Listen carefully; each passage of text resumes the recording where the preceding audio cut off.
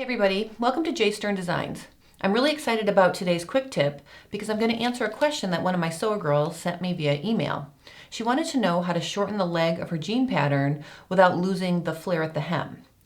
This is a little tricky for her because she has to take off 4 inches, and if she were to cut it off right off the bottom of the jean leg, she would lose some of the flare. So I'm going to show you how to shorten a leg pattern piece near the knee instead of at the hem, and I'll explain why that's a good idea.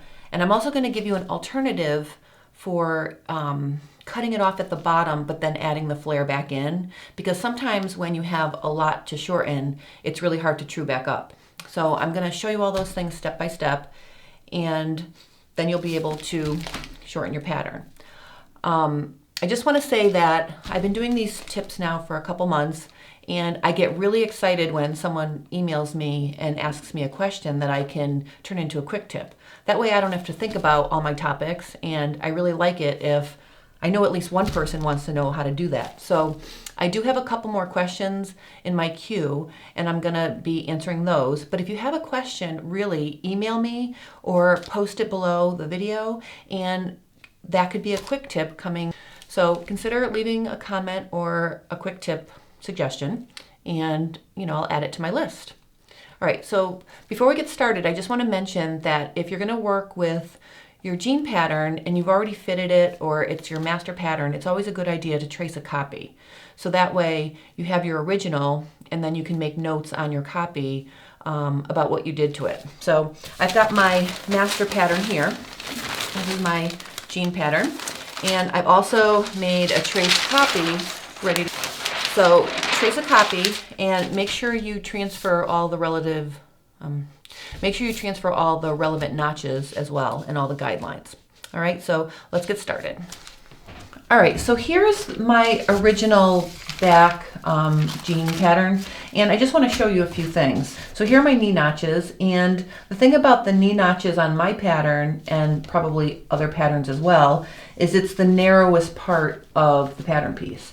So you kind of need to know where that is, because as you move away going down towards the hem, if you're working with a boot cut, it gets wider, and then of course it also gets wider as you go up.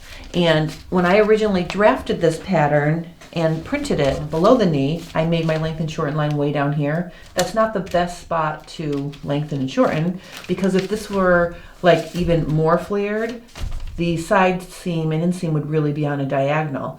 So instead of using these lines, I'm going to show you how to shorten your pattern up by the knee. And that's really where the pattern is the straightest. Okay, so you want to pick the part of the pattern, the part of the leg that's the straightest, or that the side and inseams are parallel to each other, because that makes the easiest transition to true up the side edges after you've lengthened or shortened. All right, so here is my front pattern piece. I dashed in those original length and shorten lines just to show you where they were, but I'm going to draw new lines that I'm going to use to shorten this leg that I think are easier to work with. I'm going to take my clear grid ruler, and this is my knee. So what I'm going to do is I'm just going to draw a line that's 1 inch below the knee. Okay. All right, so this is going to be my slash line to shorten the jean leg, and I need to shorten this 4 inches. So what I'm going to do is I'm just going to make a mark that's 4 inches below, and I'm going to make it 4 inches below on this side as well.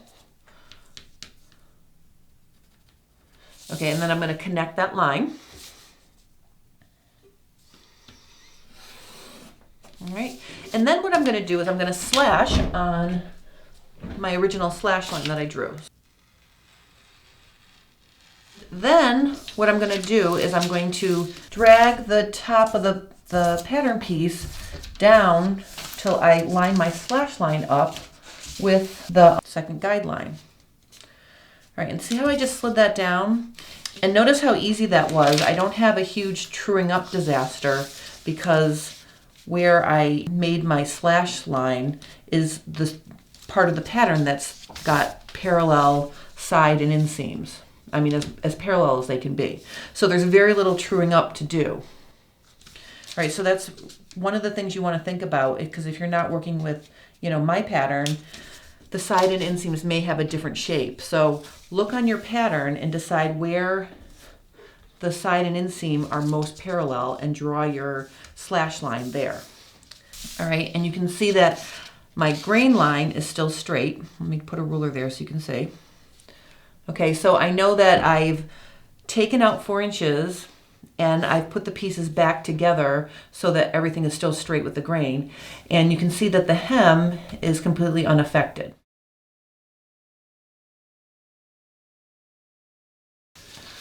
Okay, so you would do that to the back pattern piece as well. So whatever you do to the front, you'd have to do to the back.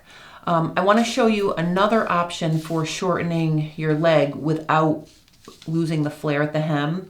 Sometimes if you're working with a pattern that's got a big flare, so I'm talking a significant difference between what the hem is and what the knee is, the side and inseam will be very, they won't be parallel to each other. They'll be going in diagonal directions away from each other, and it's going to make it really hard to true it up if you have to shorten it any significant amount.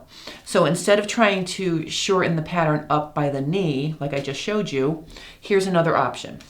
What you would do is you would mark the amount you want to shorten at the hem. So in this case, the 4 inches. All right, so I'm just going to mark that. 1, 2, 3, 4. I'm going to draw my line. Okay. All right, so this is all now gone. That's the 4 inches that we're cutting off. But we want to have the same flare, because notice the leg is getting narrower as it goes up. So what I'm going to do is I'm going to measure my original hem width, and it's about 12, well, it's 12 1/8 inches. Now up here at our new hem, it's 11 3/4. So I need to add 3/8 back into this pattern, because in order to keep the flare, it's 3/8 inch difference. Now, if I was working with a really flared pattern, the difference could be a 1/2 inch or an inch or more. So this is a subtle boot cut, so it isn't as big of a deal. But if you're working with a super flared pattern, it could be a significant amount. I'm going to extend this line 3/16 in each direction. Let me just extend these out like this. It doesn't seem like a significant amount, but the technique would be the same if you were working with a really flared pattern. So I'm just going to do 3/16, and I'm going to do 3/16 over here.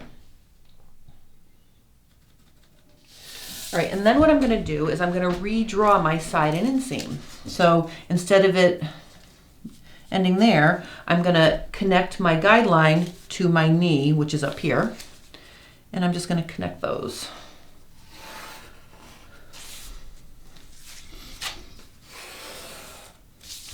Okay, so that's my new side seam.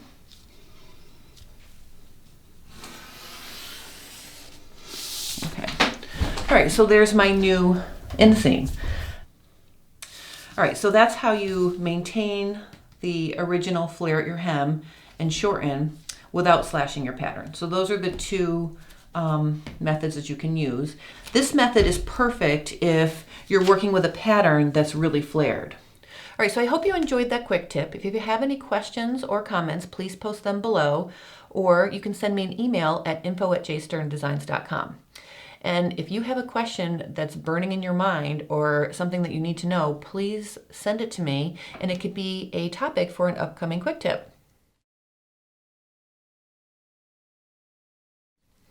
Have a nice weekend, and I'll see you for Quick Tip Tuesday next week.